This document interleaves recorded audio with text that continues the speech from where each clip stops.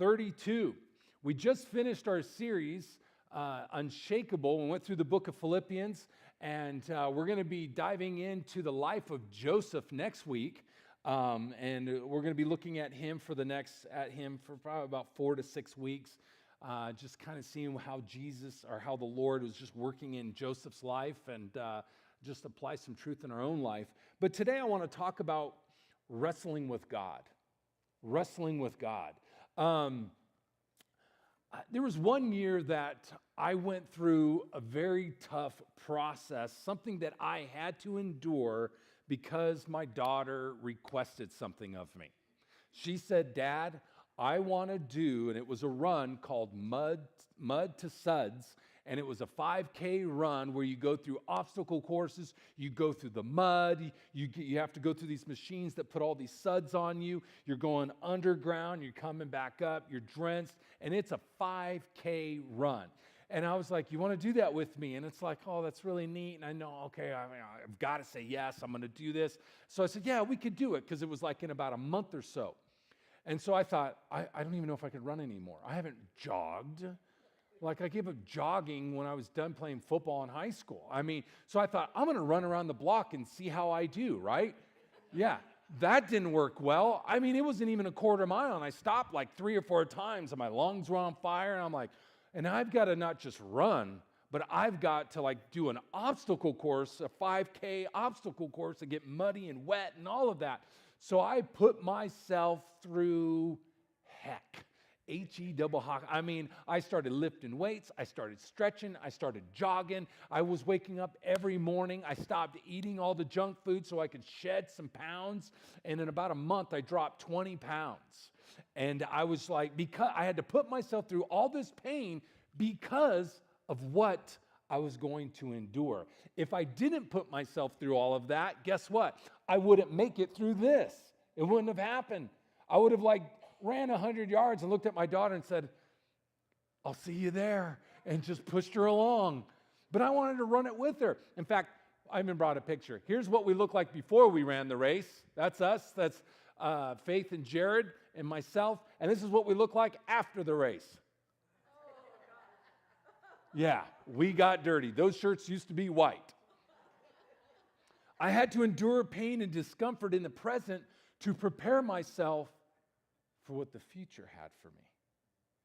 You see, did you know that it's like this with us and God sometimes? God allows discomfort in the present, not because He's mean, but because He's trying to prepare us to handle what He has for us in the future.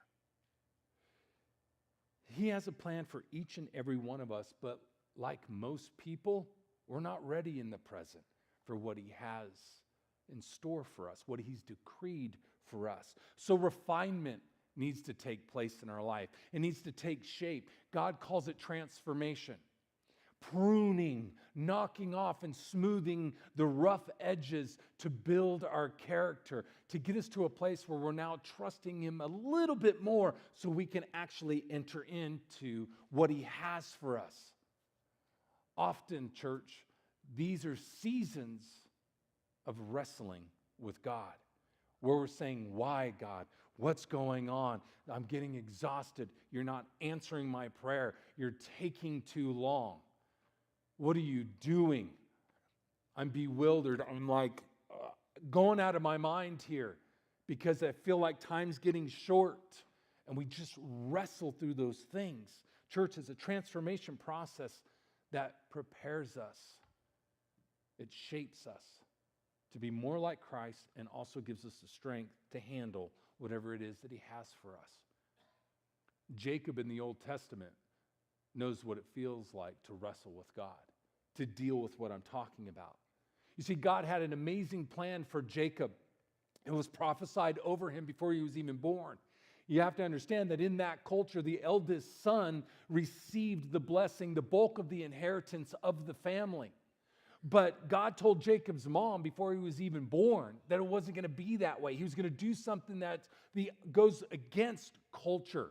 God likes to do that sometimes. And He said, in this circumstance, for your family, for Jacob, the oldest is actually going to serve the younger. However, Jacob's character was in the way. You see, Jacob was a trickster. From the time he exited the womb, he was a scheming individual. He spent a good part of his life running scams. And in Genesis chapter 27, it got so bad that him, and get this, and his mom were in cahoots to manipulate Jacob's father, okay, to actually transfer Esau's inheritance and blessing to Jacob. Mother of the year much? Like, that's not modeling. It's like, I wonder where Jacob got it from. I mean, it's like God planned to give Jacob this blessing of the family. You can read about it in Genesis 25, but it wasn't going to happen through trickery and manipulation. So, because that was so much part of Jacob's character, God made a future appointment with him. Unbeknownst to Jacob, he was going to be entering into a one-man wrestling tournament. And this tournament, he was going to lose, and lose badly. He was going to struggle all night long. And at the same time of him losing in that wrestling match, it was going to radically change him as a man. For Jacob to receive the passing blessing of Abraham to Isaac, from Isaac now to Jacob, God had to do some work on Jacob. God had to break Jacob so he could be the nation that God saw him to be. So let's look at how Jacob's character was changed. We could see it in Genesis 32, verses 22 through 32. It says this: "That night Jacob got up and took his 2 wives, his 2 maidservants, and his 11 sons and crossed the ford of Jabbok. After he had sent them across the stream, he sent over all of his possessions. So Jacob was left alone, and a man wrestled with him till daybreak. When the man saw that he could not overpower him, he touched the socket of Jacob's hip, so that his hip was wrenched as he wrestled with the man. Then the man said, 'Let me go, for it is daybreak.' But Jacob replied, 'I will not let you go unless you bless me.' The man asked him, 'What is your name?' 'Jacob,' he answered. The man said, 'Your name will no longer be Jacob, but Israel, because you have struggled with God and with men and have overcome.' Jacob says, 'Please tell me your name.' But he replied, 'Why do you ask my name?' Then he blessed him there. So Jacob called the place Peniel, saying, 'It is because I saw God face to face, and yet my life was spared.' The sun rose above him as he passed Peniel, and he was limping because of his hip. Therefore, to this day, the Israelites do not eat the tendon attached to the socket of the hip, because the socket of Jacob's hip was touched near the tendon." Wow. What an ordeal for Jacob, this trickster. He was humbled by this wrestling match with the angel of the Lord. This wrestling match didn't just physically change him, but spiritually and emotionally it changed. His character changed because of this encounter. You see, this transformation of character allowed him to receive God's ultimate blessing, for Jacob to receive it for his future blessing of becoming a mighty nation. The angel said, "Your name's no longer Jacob," which means trickster. It's actually Israel. It means one who is triumphant with God, one who prevails with God. God gave him a new name and a new future. However, it was at the cost of wrestling all night with the angel of the Lord. But make no mistake about it, Jacob was wrestling with God. That's what it was all about. The angel was the wrestler in proxy for the Lord. This was all God's doing. Church, to receive all that God has for us, it may require we wrestle with or through some things that are designed to change us, to make us more like Christ and better prepare us for what Jesus has for us. So we're going to look at 4 lessons we can learn from when it comes to wrestling with God, and we're going to use Jacob's story as the backdrop. So if you're choosing to take notes this morning, you can fill in some blanks. They're also going to be up here on the screen. When it comes to wrestling with God, number 1, fill this in your outline, sometimes requires the work of being broken. When it comes to wrestling with God, at some level, sometimes it requires the work of being broken. Look at verse 24 and 25 again. It says, "So Jacob was left alone, and a man wrestled with him until daybreak.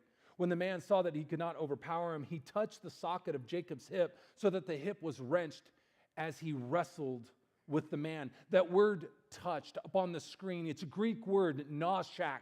It means to touch gently. It doesn't say he grabbed Jacob's leg. It doesn't say he grabbed and pulled on Jacob's leg, because that's what it would take to technically, if I was going to try to dislocate your hip, I would have to grab on your leg and wrench with all my might. And even then, I don't even know if I could do it. But for the angel of the Lord, it's touched, lightly touched it, click, and his leg went paralyzed. The minute Jacob was touched, he realized he had been broken by the power of God. This was important for Jacob to experience, this level of brokenness, because Jacob is used to being in control in his life. He's used to controlling others, his opponents, with mental and physical strength and trickery, but not on this day. It was a slight little click of the hip, and he's done. This experience revealed to him that he was not ultimately in control of his life. God was. You know, sometimes I feel like God tarries in his answer. He delays. His delays are not necessarily denials, but they're opportunities for us to see truly our weakness and our humanity and how powerful and great he is. God had to do that with Jacob. He had to break him. Because that was going to be the thing that was going to change his character. Fill this in your outline. Brokenness means to no longer live independent from God. That's the brokenness we're talking about. To no longer live independent from God. Let me tell you what brokenness is not. Brokenness doesn't mean you lose your strength. Doesn't mean you lose your strength. Anybody been around horses in your life? Raise your hand, horses. Horses are powerful animals, aren't they? They're fast, they're strong, they're big, they have weight to them. They're powerful. And you have a horse that is a wild horse. It's got some serious strength. But how many of you know a horse needs to be broken, right? It needs to be broken, it needs to be trained. Let me ask you something. You got a wild horse, and now you have a broken horse. Is the broken horse less strong than the wild horse? No. It's just as strong and powerful. Church, being broken is not like you lose your strength. It's just, listen to me, it's just strength under someone else's control. It's strength under the trainer's control. God's given all of us strengths. He's given all of us gifts. He's given us all talents and ability. He just wants to say to us, giddy up and we move. It's strength under someone else's control. It's our strength, but it's under God's control. And he directs and wills it as he may.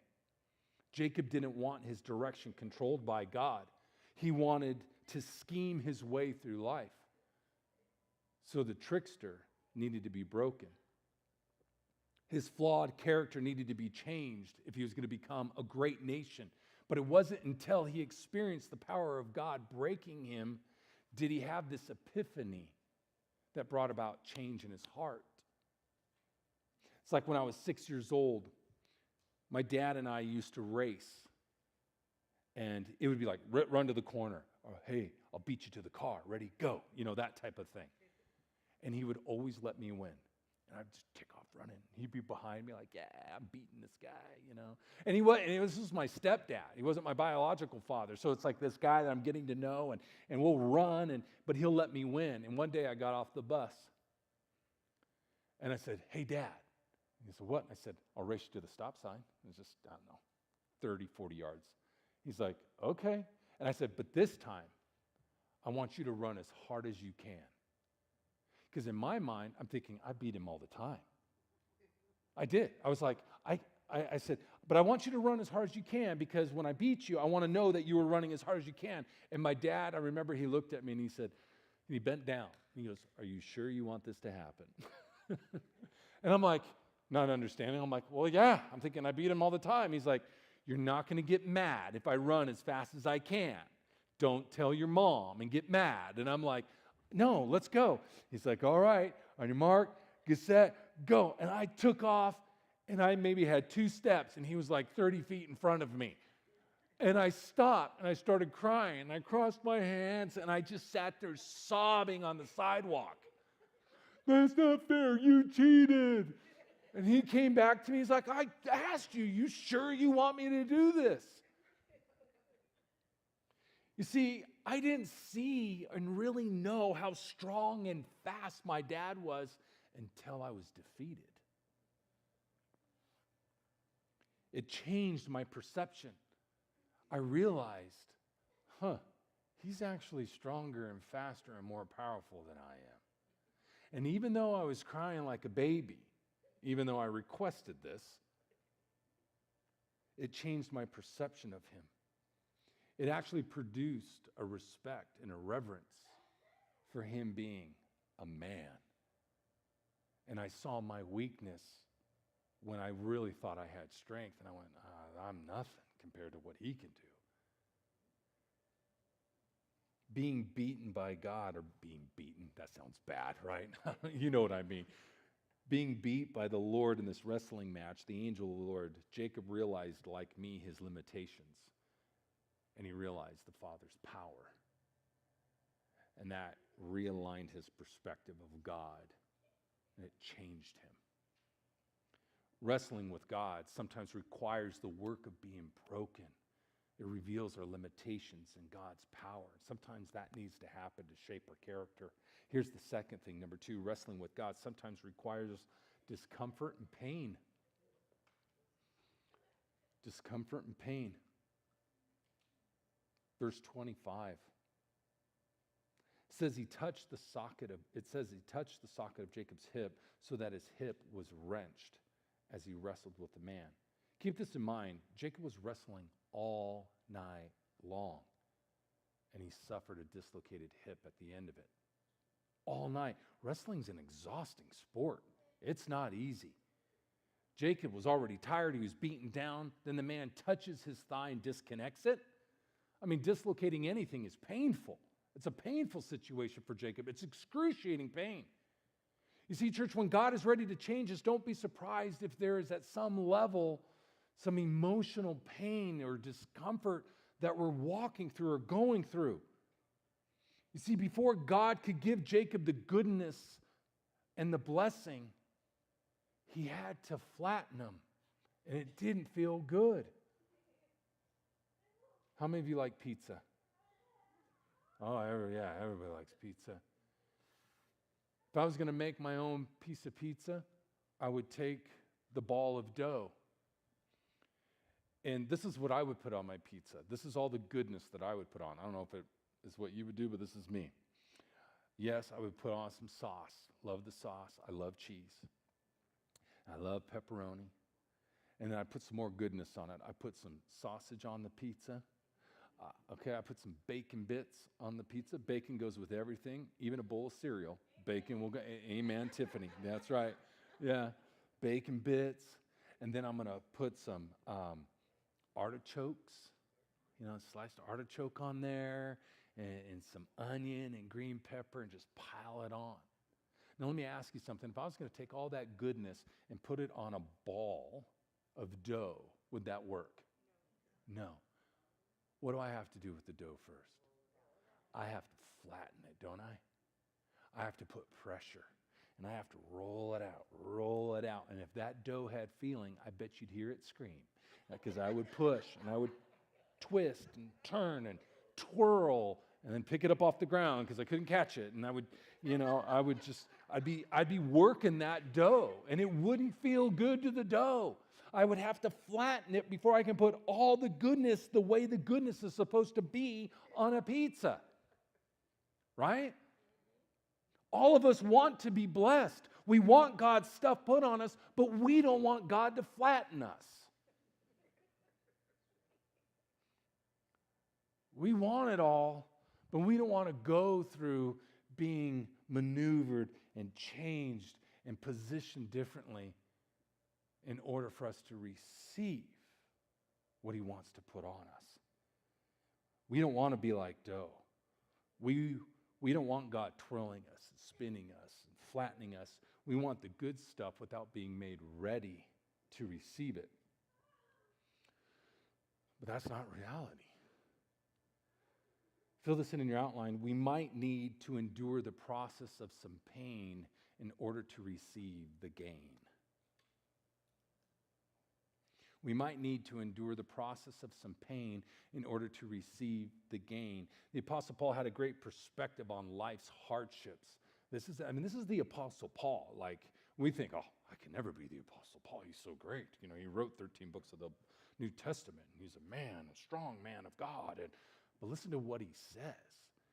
In 1 Corinthians chapter 1, verse 8 and 9, he says, this is what he's saying. We were under great pressure. Not pressure, great pressure, far beyond our ability to endure. Have you ever felt that way before? That you've been under such great pressure, it's more than what you can endure, so it feels?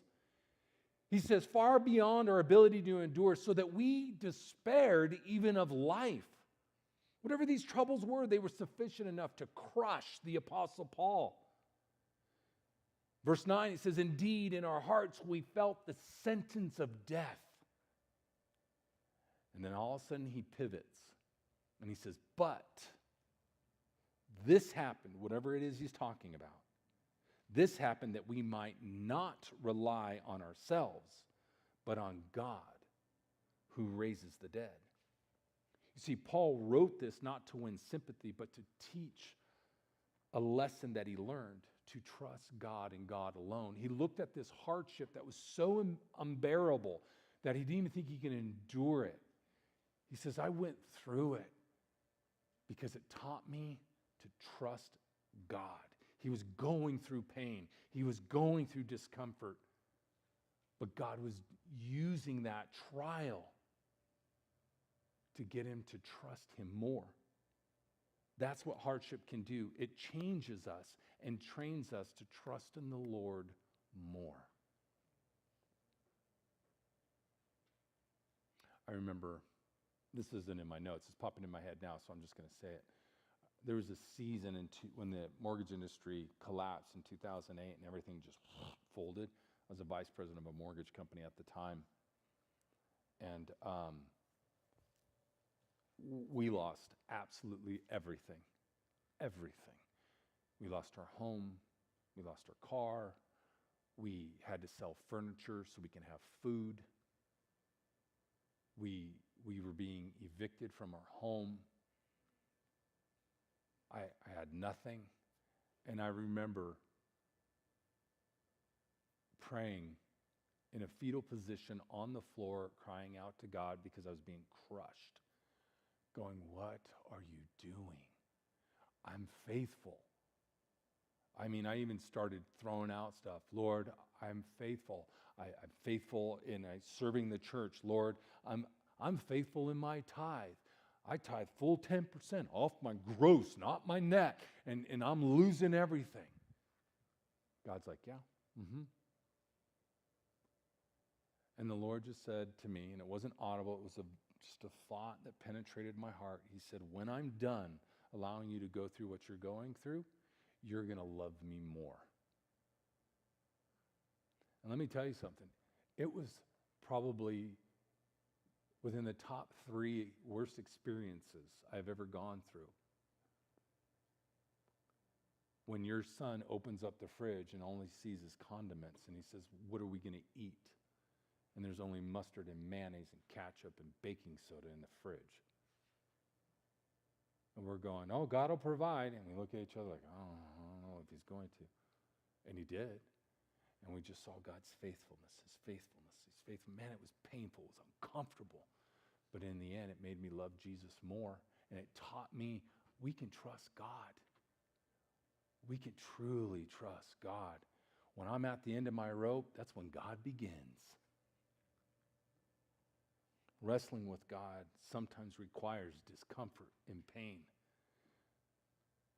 But it's all to get us to trust him more and build our character. Here's the third thing. Wrestling with God sometimes requires tenacity and commitment. Sometimes it requires tenacity and commitment. It's here we clearly see that Jacob was a changed man. Look at verse 26 in your outline. It says, then the man said, let me go, for it is daybreak. But Jacob replied, I will not let you go unless you bless me. So, literally think about this. After Jacob has been wrestling all night long, and wrestling is an exhausting sport. It's probably one of the most exhausting things you can do. And at the end of it, being exhausted, his hip gets dislocated, and he continues to wrestle with the man and won't let him go. I don't know about you, but that's some tenacity. How many of you, if your hip got dislocated, you'd tap out and go, I'm done? That would be me. Jacob was in pain. And the person who caused said pain was ready to leave, but Jacob wouldn't let him go. He held on to him. You know what that reveals about Jacob? That there was something more important to him than his pain. In other words, Jacob was saying, I don't want this to end until I get out of all that I'm supposed to have. Pain and all. See, when we're in pain, we want out quick, don't we? When we're in pain, we want to get out early. We want it to stop fast. Sometimes stopping the pain is not what's best for healing. In the 9th grade, I had an ingrown toenail. Yeah. And it was painful, and I neglected it, and it was like really painful. It was like nasty. I won't get gross with you, but it was gross. And I remember going to my dad and going, this hurts. I can't even walk anymore. And he's like, all right, well, I know what we need to do. And, he started to cut into the nail, and I was like kicking him, and I was screaming. I'm like, no, stop. And we're like having this battle. Women, it was worse than birth. You don't have to laugh, Dorothy. I'm kidding. It wasn't worse than birth. It's the closest thing that a man can experience. Okay, maybe. I don't know. Sorry. It wasn't close. No. But I remember being in so much pain, and I remember telling my dad, I said, stop. I'll deal with it. It's too much. My dad looked at me, and he said, listen, if you don't go through this pain, it will not get healed. If you do not endure and just gut it out, if you stop this process early, you will not get the healing that you need. You're going to have to bear it and deal with it, but in the end, you'll be better off for it. If my dad stopped the process, the healing wouldn't have taken in my life, in my foot, my toe. It wouldn't have been complete. I had to push through the pain to get to the relief. Jacob pushed through the pain of his experience and clung to the angel of the Lord until he received everything that wrestling match was designed for him to receive. That's the tenacity and commitment we need, church. There might be some of us in here today, we need to continue to wrestle with God just a little bit longer. We want it to stop. But maybe wrestling with him a little bit longer, you'll get more or everything that God has intended for you to receive through the process. Yes, you want the pain to stop, but stopping too soon may be harmful. Can you trust him enough to say, I'll just do it. Okay, I'll sit here for longer, as long as it takes. It's hard. It's difficult. Wrestling with God requires tenacity and commitment. And here's the last thing. Number 4, wrestling with God requires humility and self-revelation. Notice I put the word sometimes in there and I crossed it out. Because it's not sometimes. Whenever we're wrestling with God, it requires a level of humility and self-revelation. God is always working on our character. He's always trying to renew our mind, our thought to become more like Jesus. Jacob is now clinging to this angel of the Lord with a bum hip, begging him to be blessed. Genesis 32:27 says, the man asked him, what is your name? The angel of the Lord asked Jacob, what is his name? He didn't ask Jacob because he didn't know. No, he asked Jacob because in the Bible, the name signifies one's identity. What the angel was saying was, tell me about your identity. Tell me who you really are. The man was saying, tell me your name because I want to hear you tell me your character. Now emptied of self and confidence in his own cleverness, Jacob confesses who he is. He says, I'm Jacob. He's confessing, I'm a trickster. I'm broken.